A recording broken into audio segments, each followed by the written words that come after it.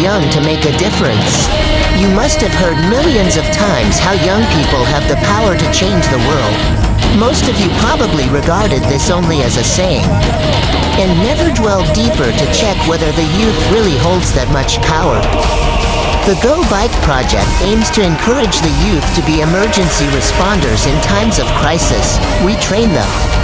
Youth to be responders when it comes to health emergencies and natural disasters. He added, we also customize bicycles we call Go Bike, where we put first aid kits, BP apparatus, and disaster response paraphernalia that the trained volunteers can use in responding to emergencies. Equipped with basic life support skills, bike patrollers got their training from the Philippine Red Cross, Dagupan chapter and the MDRRMC of Bagalan. Aside from Barangay Umande, the villages of Poblacion, Banaga, Salasa, and Salamag Norte have also replicated the use of bikes for their emergency response. No matter how young you may be, if you have a heart for serving others, you can participate in positively changing your society. If you have a strong passion for something, you should do it and make the greatest impact on your community. JCR AMBPIA Pangasinan. Good morning.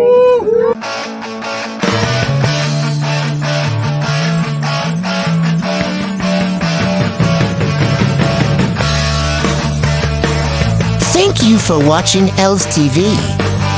Please like, share, and subscribe to my channel for more video updates.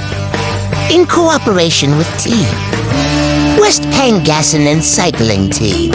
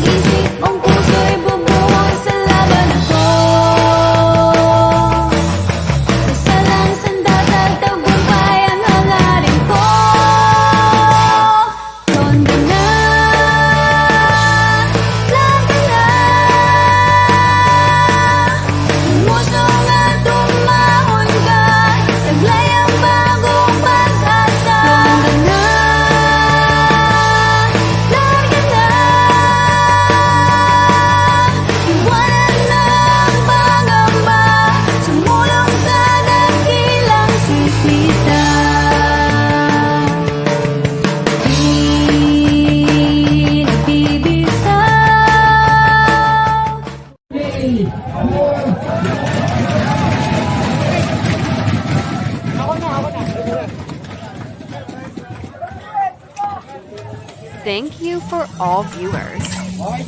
Please like, share, and subscribe.